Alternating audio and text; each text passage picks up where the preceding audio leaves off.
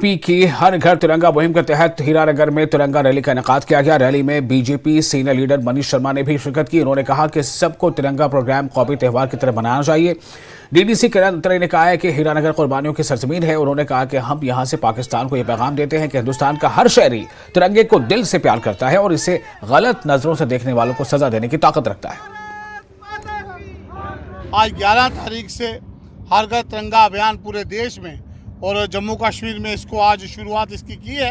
ये रैली आज यहाँ पूरे हीरानगर में आज तिरंगा रैली, बाइक रैली जो निकली है, एक मैसेज देने के लिए और जो एक अभियान हमने शुरू किया है, हर घर हीरानगर के भी हर घर में तिरंगा लगे, हर नौजवान जो है इस रैली में शामिल हो, हर नौजवान एक मात्र भाव और एक जो तिरंगे के प्रति हमारी आस्था, हमारी आन बान शान का प्रतीक जो तिरंगा है, उसके प्रति आस्था जो है नई पीढ़ी में एक चेतना जगाने के लिए आज इस बाइक रैली की शुरुआत की है। और इससे एक देशभक्ति का जज्बा जागता है और हमारे आने वाली जो पीढ़ी है, जो बच्चे नौजवान है, इनमें भी एक जज्बा जागता है।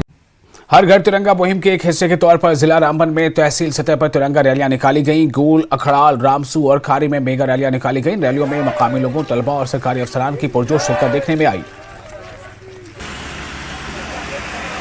जो है ये यात्रा, तिरंगा यात्रा हमने चंद्रकोट में ली, जिसमें स्कूल के बच्चों ने हिस्सा लिया खासतौर पे, और जिला एडमिनिस्ट्रेशन, पुलिस, बाकी जितने महकमे थे उन्होंने भी इसमें पार्टिसिपेट किया।